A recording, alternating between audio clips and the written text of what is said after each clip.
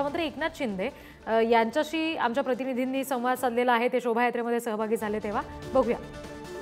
गुढीपाडव्यानिमित्त ठाण्यातील महत्त्वाची रथयात्रा आणि जी गुढीपाडव्याची मराठी सणाची सुरुवात होते त्या सणासाठी नेहमीच मुख्यमंत्री एकनाथ शिंदे आहेत ते उपस्थित आहेत। आपल्यासोबत मुख्यमंत्री आहेत।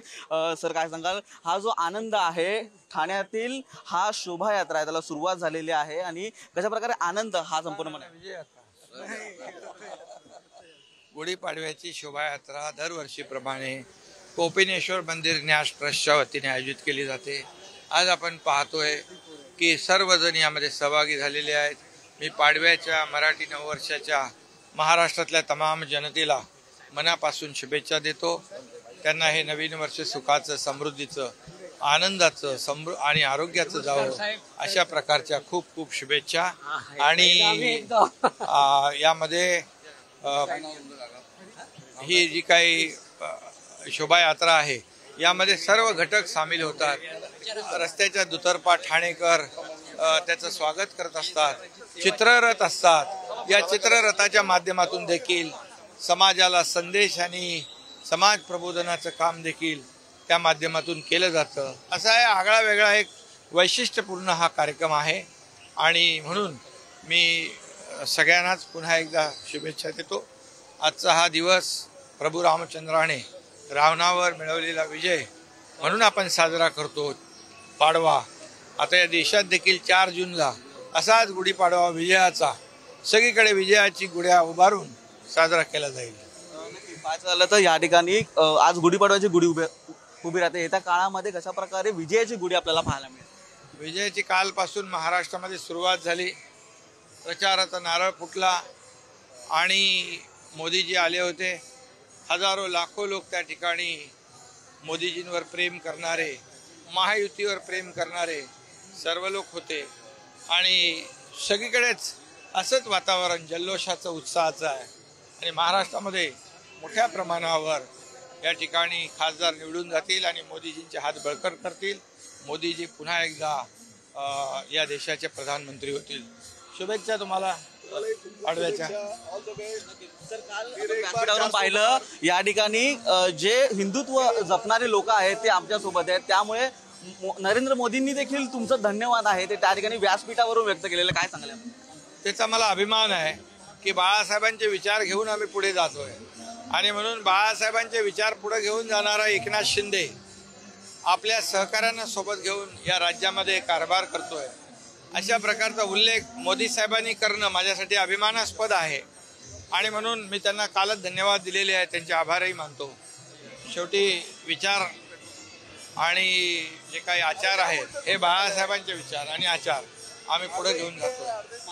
हे महाराष्ट्रातल्या जनतेला जे अपेक्षित काम आहे, विकासाचं काम, आम्ही ते करतो। फक्त या ठिकाणी आहे ते उमेदवार देखील, त्यांनी देखील प्रतीक्षा अजूनपर्यंत नागरिकांना लवकरच महाराष्ट्रातल्या अनेक ठिकाणी काही उमेदवार अद्याप काही गणित असतात, समीकरणं असतात, ते सर्व उमेदवार लवकरच जाहीर होतील। हिंदुत्वाचे विचार चालणारे लोकांना आपण सोबत घेतो।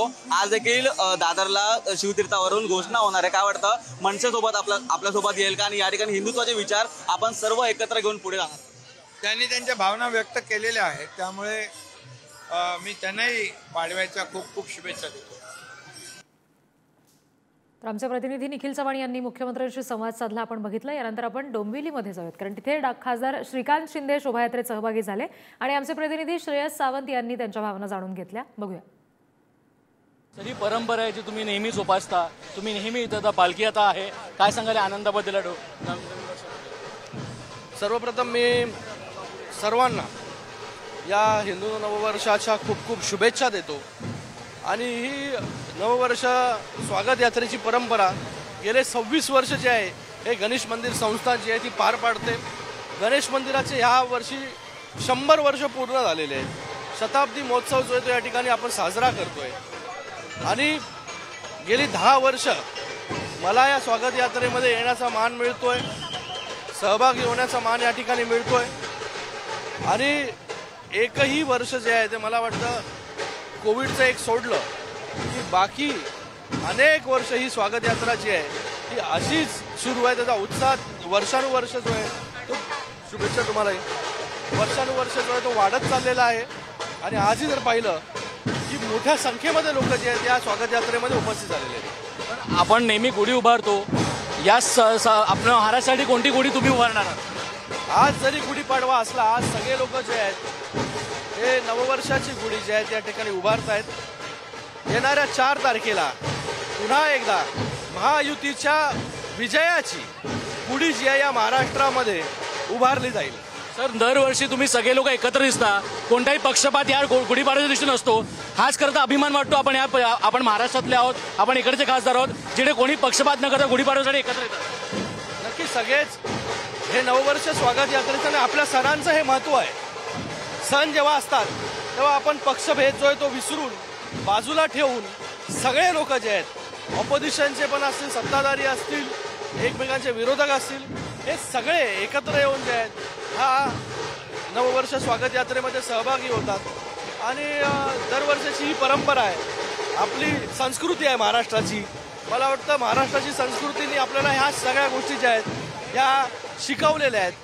कुठल्याही सणांना बाकी सगळे मतभेद बाजूला ठेवून एकत्र या सणांच्या निमित्ताने तरी आपल्यामध्ये जो आहे तो चांगलेपणा जो आहे तो चांगुलपणा जो आहे तो असला पाहिजे. ते आपल्याला एक ग्राउंडेड बॉन्डेड ठेवण्यामध्ये खूप मोठा जो आहे तो त्या ठिकाणी आपल्याला शिकवत असतं. खूप खूप धन्यवाद सर, थँक्यू सो मच. तुम्ही बघू शकता एकूणच गुढीपाडव्याचा उत्साह आता शिगेला पोहोचलाय. इथं आता पालखी सोहळा आहे, पालखी खऱ्या अर्थानं आहे आणि त्यासोबतच आता सगळेच लोक आता इकडे डोंबिवलीमध्ये एकत्र येताना दिसत आहेत. थोड्याच पुढे जाऊया, कारण एकूणच आपण बघितलं तर अनेक लोक इकडे आलेत आणि अनेक लोक इथे आता एकत्र येताना दिसत आहेत. गुढीपाडव्याचं स्वागत आता जोरदार आणि जोशात उत्साहानं होताना दिसत आहे. ललितसोबत श्रेयस सावंत, पुढारी न्यूज, डोंबिवली. आपण ही दृश्य बघतोय. विविध ठिकाणी आज शोभायात्रांचं आयोजन केलेलं आहे. पारंपरिक वेशभूषा करत, विविध पारंपरिक कला सादर करत, चित्ररथ उभारत, देखावे साकारत आणि बाईक रॅली काढत सगळीकडे हा नवचैतन्याचा सोहळा पाहायला मिळतोय.